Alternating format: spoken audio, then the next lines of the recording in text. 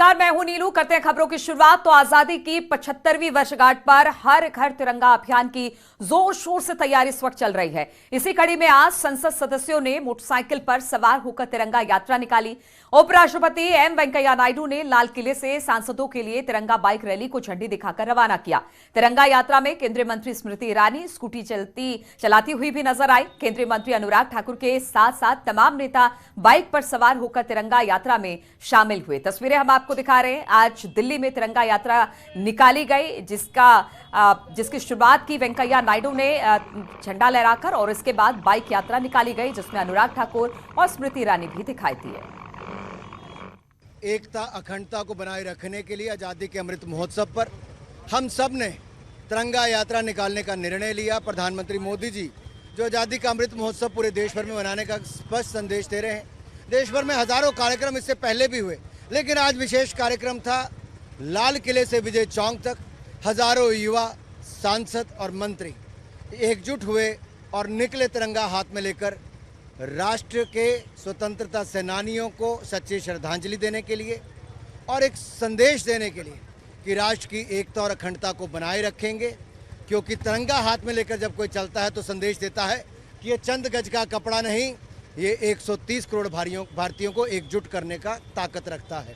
और मैं एक बात और कहूँ, कुछ विपक्षी दल जो इसमें शामिल नहीं हुए वो राजनीति से बाहर आएँ और कम से कम आज़ादी का अमृत महोत्सव जिस वर्ष में हम मना रहे हैं वो ये प्रण लें कि अमृत काल में अगले 25 सालों तक कुछ कार्यक्रमों में तो कम से कम राजनीति वो ना करें और राष्ट्रीय एकता अखंडता बनाने के लिए अपना सहयोग भी दें। सर, जब हमारे छोटे बच्चे जो युवा हैं अभी वो तिरंगे को देखते हैं, क्योंकि हम तो जानते हैं तिरंगे का क्या महत्व है, भारत की शान है, उन लोगों के लिए क्या संदेश देना चाहते हैं? मैं उनको यही कहूँगा कि जब देश की सरहद पर सैनिक हाथ में तिरंगा लेकर जाता है, जब कारगिल युद्ध में टाइगर हिल पर जाकर तिरंगा लहराया जाता है, तो केवल वो सैनिक वहाँ पर तिरंगा नहीं लहराता, 130 करोड़ भारतीय खुशी में झूम उठते हैं, उमंग में आकर भारत माता की जय के नारे भी लगाते हैं। ये तिरंगा ही है जो 130 करोड़ भारतीयों को एकजुट करके रखता है। आखिरी सवाल है, 25 साल के विजन की बात की जाती है, अगले 25 साल भारत किस तरीके का होगा, क्या कल्पना की जाए?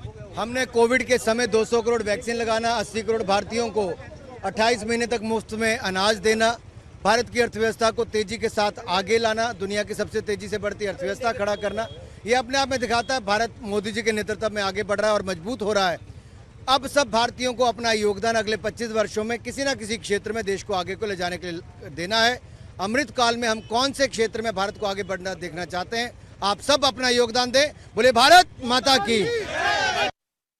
मैम, क्या संदेश देना चाहते हैं? बाइक अपने आप में संदेश है, तिरंगा संदेश है बलिदान का, तिरंगा संदेश है त्याग का, तिरंगा संदेश है एक संवेदनशील राष्ट्र का, तिरंगा संकेत है मानवीय मूल्यों का, और तिरंगा संकेत है भारत के संकल्पों का। तिरंगा यात्रा को लेकर के बाइक रैली में आप शामिल हो रहे हैं, क्या संदेश देना चाहेंगे?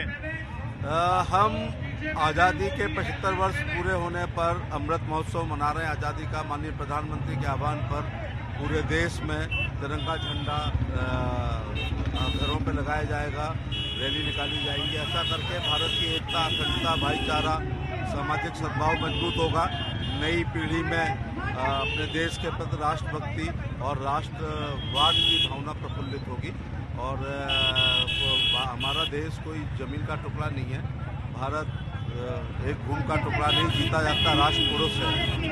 कश्मीर इसका मस्तिष्क है और गौरीशंकर इसके जटाएं हैं, पंजाब और बंगाल इसके दो मजबूत कंधे हैं, पूर्वी और पश्चिमी घाट इसकी दो जंगाएं हैं, नर्मदा इसके कमर है और नर्मदा इसकी गर्दनी है, इसके पैर कन्याकुमारी हैं, सूरज और चांद इसकी आरती उतारे हैं। ये कंकर ये अर्पण की भूमि है, तर्पण की भूमि है। हम जिएंगे इसके लिए, हम मरेंगे इसके लिए।